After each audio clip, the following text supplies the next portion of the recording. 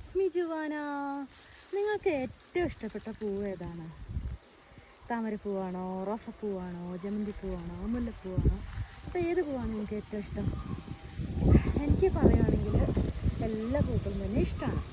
അപ്പോൾ ഒരു എന്താ പറയുക, കൊന്നപ്പൂ നിങ്ങൾക്ക് ഇഷ്ടമാണോ? ഇത് കണ്ടില്ലേ, കണിക്കൊന്നല്ല, നമ്മുടെ നിമക്കണ്ണൻ്റെ പൂവാണ്.